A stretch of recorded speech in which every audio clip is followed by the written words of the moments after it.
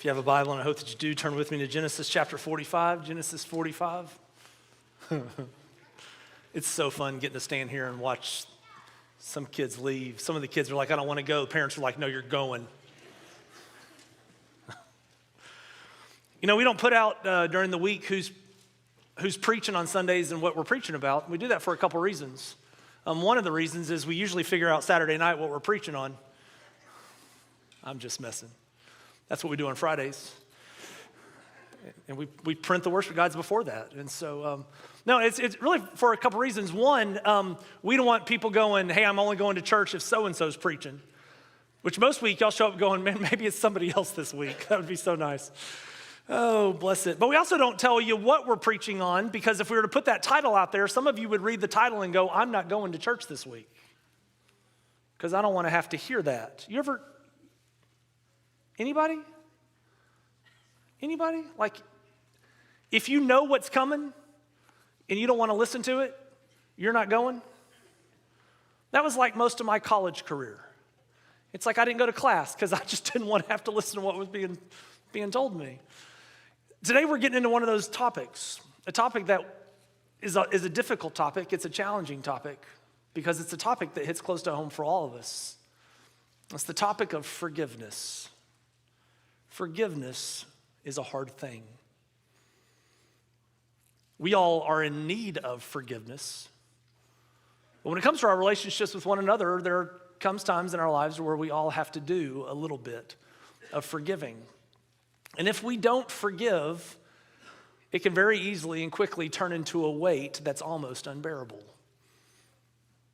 See, when we don't forgive, it ends up being this weight of bitterness that just sits with us and festers and has an incredible impact on our lives. Brandy and I have tried to be very transparent with many people about our journey of hurt that has happened over the years. We've encountered quite a bit of church hurt, and I'll tell you, there is hardly any kind of hurt like church hurt.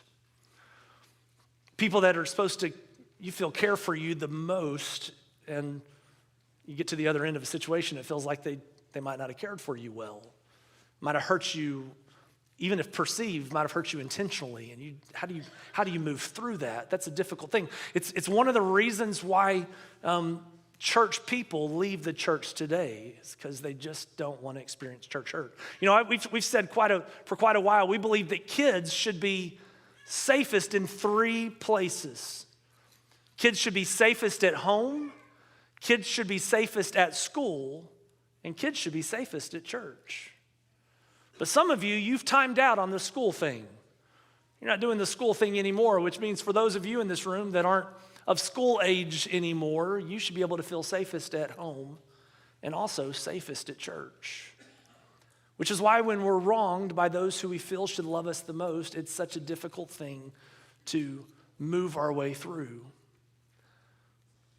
You know, the life of Joseph shows us an individual, a character that was deeply and greatly hurt by people who shouldn't have hurt him.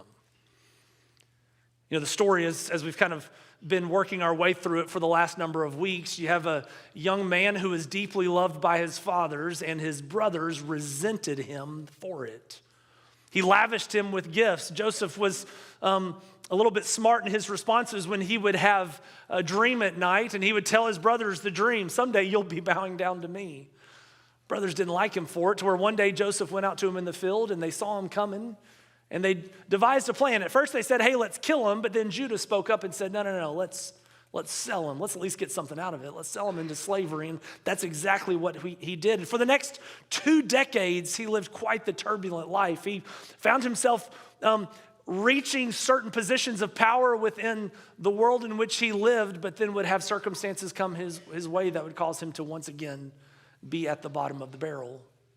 To where one day Joseph found himself, though, in the presence of Pharaoh. Pharaoh had a dream, and no one could interpret the dream, but somebody knew that Joseph could, and so Joseph stood before Pharaoh. Pharaoh told Joseph his dream, and Joseph told Pharaoh, hey, listen, I'm not the one that's going to interpret your dream, but God is going to interpret your dream. And he was able to rightly do so. Egypt's going to have 7 years of plenty, but then it's going to be followed by 7 years of famine that is going to make it as if the years of plenty didn't even exist. You need to get ready for it. And Pharaoh said, then fine, you're my man. You're the one who's going to be in charge of it. And Joseph had reached the point to where he was in charge of all of Egypt. Only Pharaoh was greater than Joseph. And then one day, 10 guys come to ask for some food. And Joseph is face to face with the very brothers that sold him into slavery. He knew who they were, but they didn't know who he was. And so they end up having a back and forth where Joseph is not really playing games with them, but kind of testing their character, testing their mettle. And he tells them, hey, listen, I think you're spies, and to prove that you're not, I'm going to keep one of your brothers with me. You can take your stuff back home to your homeland, and if you ever want more food, you're going to have to come back, and when you come back, bring your youngest brother with you. And they said, man, if we do that, our dad will die. But story goes, they get back home, and they end up convincing their father when they run out of food, hey, Dad, we're going to have to take Benjamin back with us. And Benjamin's finally in the presence of his brother Joseph, but he also doesn't know who he is. And they have a big party. They're able to dine at a table together. But then Joseph devises another test. He puts all the money that they brought with them to buy the grain, puts it back in their bags. But in Benjamin's bag, puts the silver cup that the Egyptians would use to make very important decisions. And ends up landing on the decision, hey, listen, all of you can go back, but Benjamin, who appeared to steal the cup, he's going to have to stay here with me. And it's in that moment that Judah steps up and says, you can't do that. I promised my father that if I did not return with Benjamin, then the shame would be on me. Instead of keeping Benjamin, keep me instead. This morning, I want us to look at this idea of forgiveness. And I'll be really honest, we're not going to get into the how to forgive. That's not really our focus this morning. Really, your journey of forgiveness is in many ways between you and God, allowing God to get you to the point to where you can forgive others. I really want us to get to the other side of it this morning. Because it's very true that if you find yourself dwelling on things in the past more than you do living in the present, then forgiveness really isn't your current reality. But if you find yourself able to step into forgiveness, there's some beautiful things that can come out on the other side of your willingness to forgive someone for wrongs that have been done to you. So here's the question I want us to consider this morning as we examine the power of forgiveness is what can happen when we forgive. What can happen in our lives when we forgive? And one of the things that, as we look at this story this morning, seems to be very obvious in the life of Joseph, is that when we forgive, it releases the weight of bitterness in our lives. When we forgive, it releases the weight of bitterness in our lives. The lack of forgiveness can be such a heavy thing for us to carry, but when we're willing to forgive someone for the wrongs that they have done, the weight can be lifted. And we see that in Joseph's life. It says in verse number 1, then Joseph could not control himself before all those who stood by him, so he cried, make everyone go out from me. So no one stayed with him when Joseph made himself known to his brothers, and he wept aloud so that the Egyptians heard it, and the household of Pharaoh heard it. You ever heard someone weep so loudly that it was just this deep, mournful weep that you could just almost hear through walls? It almost shook you to your core. Well, I believe embedded within this weeping wasn't just a mournful weeping, but it was also a joyful weeping because Joseph knew he was finally about to come clean with his brothers. It says, and Joseph said to his brothers, I am Joseph. Is my father still alive? Can you imagine how that went? For 20 plus years, these dudes think that Joseph is dead. They've had multiple interactions with him, but they've never been able to put one and one together. They've never recognized that it's him. And now all of a sudden he says the words, I am Joseph. And what does he want to know? Is dad alive? You ever watch those videos of people coming home and surprising their loved ones when they're home? Like I can't watch those. I can't watch those redeployment videos around people because sometimes I like ugly cry. And it's too raw. It's too real in my life. But you ever kind of watch those videos and someone like comes into the room and a person sees them and they don't know what's going on? They're almost shocked to see the person. It just sets them, sets them out of balance. They're just, what's going on with the world? That's exactly what happens with Joseph. I'm Joseph. Is my father still alive? But his brothers could not answer him, for they were dismayed at his presence. And I can't help but wonder if that dismay was driven by potential fear in their life. What's about to happen to us? But Joseph sets their hearts at ease. Joseph said to his brothers, come near to me, please. And they came near, and he said, I am your brother Joseph, whom you sold into Egypt. And now do not be distressed or angry with yourselves because you sold me here. He's able to set their hearts at ease. It's very obvious, I believe, just kind of reading it here, that Joseph has already arrived at the point of forgiveness. He's not going to hold their wrongdoings to a standard to where he was going to come after them now. It wasn't that he was giving them a pass. You can't do that. He was choosing not to hold it against them.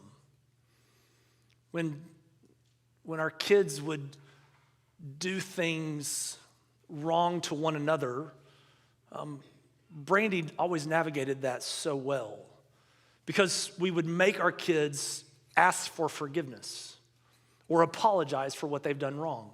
And a lot of times when someone comes to us, I think because we don't want to find ourselves in a conflict moment, when someone comes to you and says, hey, I'm sorry for what I did, what can we sometimes say to them? We say, it's okay. You ever done that before? Hey, I'm sorry for what I did. Say, it's okay. Is that true, though? Is it true when someone has wronged you that you just go, oh, it's okay? Now, Brandy taught our kids to say when someone says, I'm sorry, to respond with, I forgive you. To make sure that she is such a better parent, and all of our kids say amen. But to make sure that you're not letting pass that which is wrong. I don't think Joseph is giving them a pass. He just wants them to know, hey, listen, I'm not going to hold this against you. I don't want you to be mad at yourselves, even though you probably should.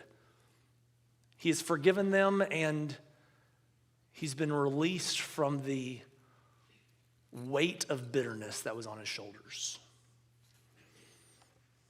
Forgiveness for us prepares us to be able to comfort those who might have once hurt us. If you haven't forgiven, it's difficult to provide comfort to those who have harmed. And I am not for a moment this morning standing up here saying, this is how your forgiveness journey needs to look. It looks different for all kinds of people. But just know this, there is freedom in forgiveness. But not just that, we also see in Joseph's life that forgiveness can help us see God's bigger picture.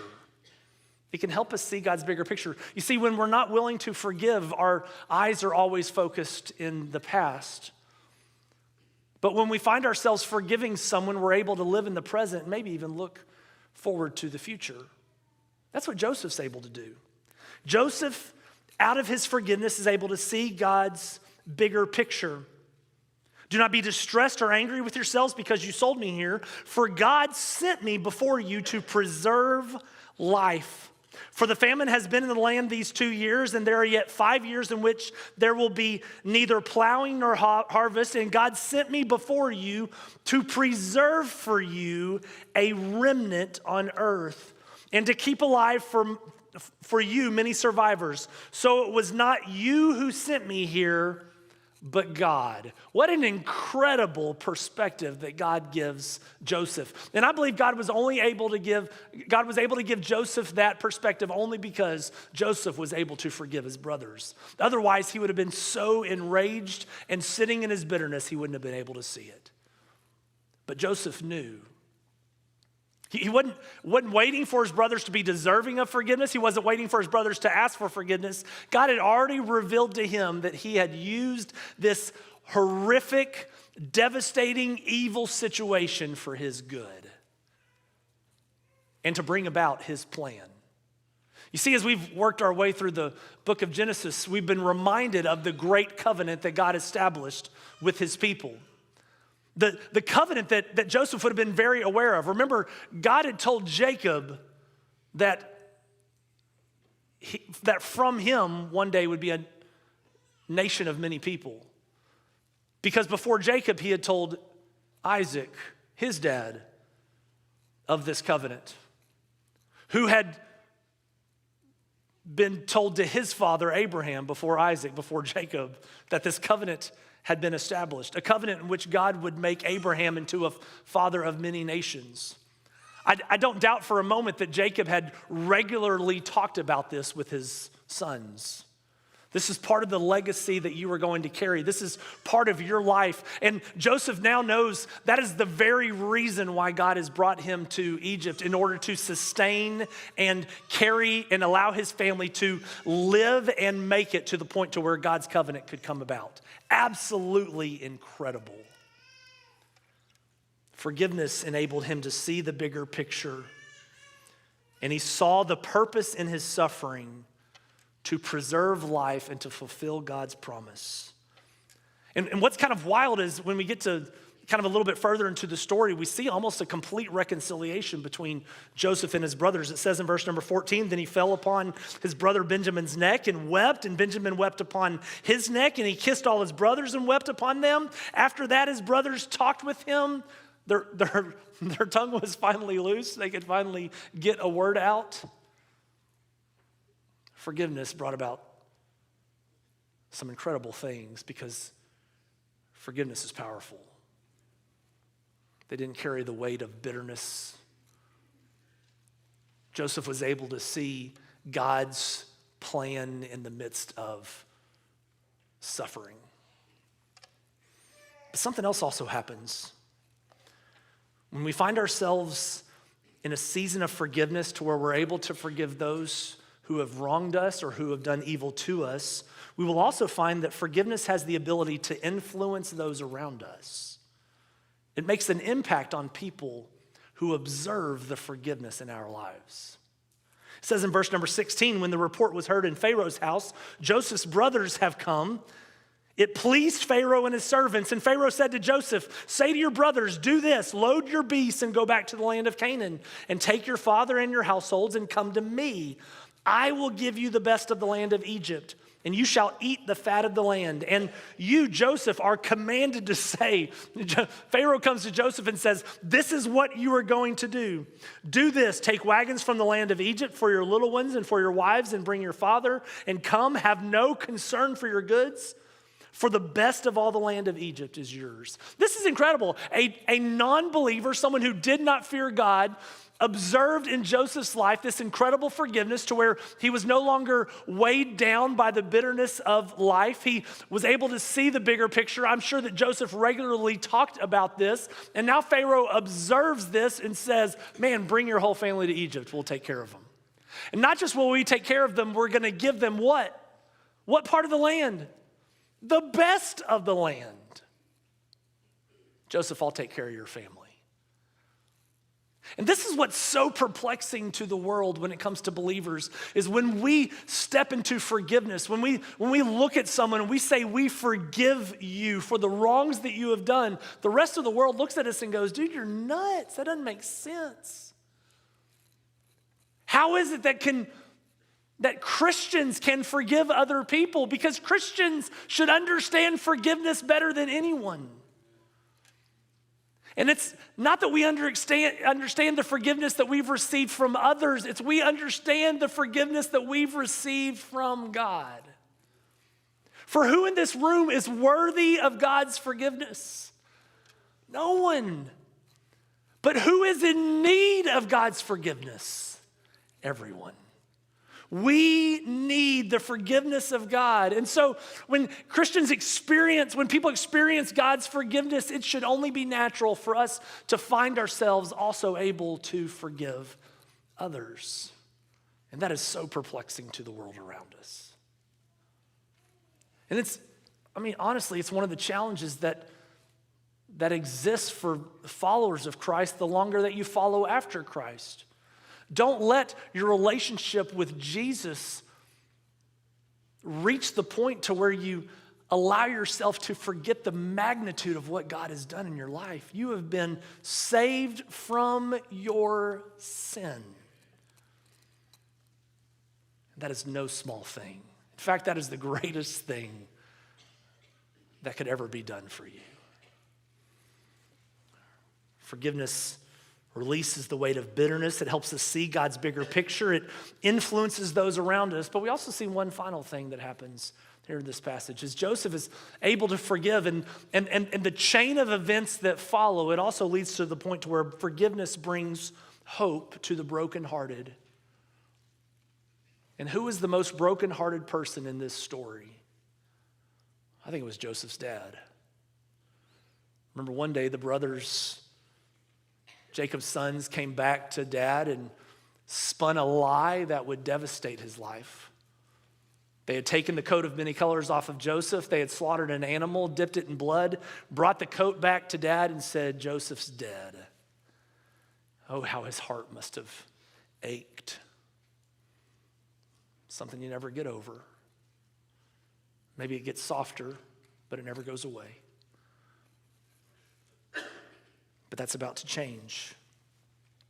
Because Joseph was willing to forgive his brothers, the weight of bitterness was lifted. He understood the magnitude of God's plan. Pharaoh got word of it, and Pharaoh said, "Bring your family here."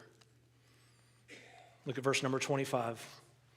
So they went up out of Egypt and came to the land of Canaan to their father Jacob, and they told him, "Joseph is still alive, and he is ruler over all the land of Egypt." And his heart became numb, for he did not believe them. Who blames Jacob for having that kind of a response? I can't imagine. To think that someone was dead and to find out that he wasn't. This is one of those stories where I really wish there were a few more details. Like, did they come clean? Did they walk in and go, "Dad, we got to tell you something, but it's going to be okay. Joseph's alive. We sold him into slavery, but Joseph's alive." Can you, it doesn't say. It would really be cool. Hey, by the way, this is what we did. The story would have come out. I'm sure it came out right here. But they say Joseph's alive. Jacob's heart was numb to the news because there was no way. But they leaned in. When they told him all the words of Joseph, which he had said to them, when he saw the wagons that Joseph had sent to carry him, the spirit of their father, Jacob was revived. He was near the end of his life, but he found himself with an extra shot of energy. And Israel said, "It is enough. Joseph, my son, is still alive. I will go and see him before I die." What a way to end his time on this earth. Forgiveness brings hope to the brokenhearted. And church, that is true for us. Forgiveness can be the first step in restoring broken families and shattered relationships. Is it hard to forgive those who have wronged us? Probably one of the most difficult things we ever do. Is it important for us to be people of forgiveness? Absolutely. Joseph chose forgiveness before the brothers were deserving and before the brothers could even ask for it. He chose to forgive them. And his choice changed everything. I encourage you to ask yourself this question this morning. It's a hard question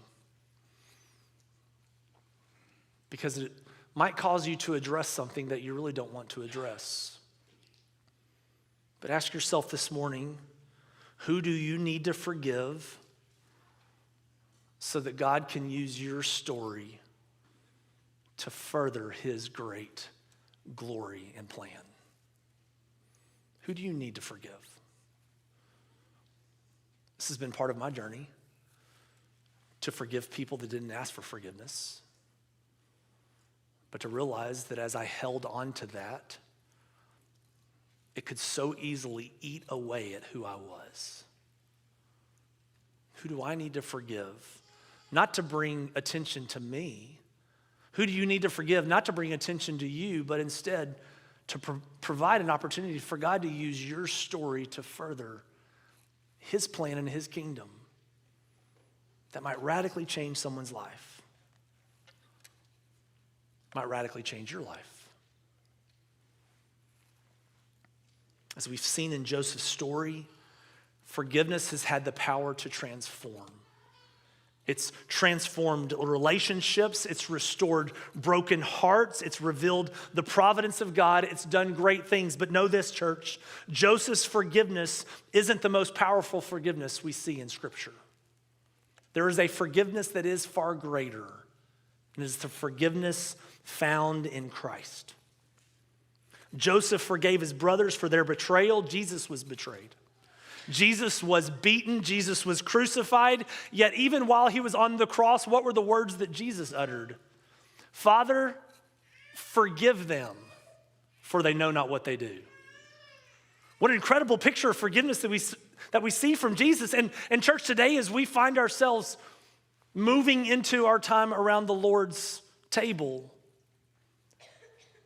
we're faced with this idea of forgiveness. Because here's the truth of this morning. You and me, we're the brothers. We're the brothers. Why did Jesus hang on a cross? Jesus hung on a cross for the forgiveness of sins, to save people. Jesus hung on a cross for you. Jesus hung on a cross for me. While we were yet sinners, what did Jesus do? Christ died. Not waiting for us to get better, not waiting for us to finally figure things out. While we were sinners, Christ died for us. Which is why it's so important for us to understand that as we fellowship around the Lord's table this morning, the fellowship is intended for those who have been forgiven by the grace of God. This morning as we take communion, communion is not taken as a way for us to be saved. When you eat the little piece of bread in a little bit and drink from the cup, that is not saving you. Instead, it is a reminder of what Christ has done and a reminder of what Christ will do. Christ willingly went to the cross. He was crucified, he was put in the grave, but the grave could not hold him. He is risen. 40 days later, he ascended into heaven, but he ascended into heaven with a promise. He said, I'm coming back. And every time we gather around the table, we proclaim that truth, that Jesus is coming back. So here in a moment when we take the Lord's Supper is intended for those who have placed their faith and hope in Jesus. And so I pray you'll stick to that. Here's what I'd like to do. I'd invite you to bow your heads and close your eyes just for an opportunity of reflection and preparation. Is there anyone just in this line of an idea of forgiveness this morning? Is there anyone that you need to forgive? Also, is there any unconfessed sin in your life that you need to bring to the Lord? I don't want us to come to the table casually, but instead to come with humility, to come with gratefulness. Because if you're a follower of Christ, you have been forgiven much. Spend some time in prayer. And I invite our deacons to come forward and to prepare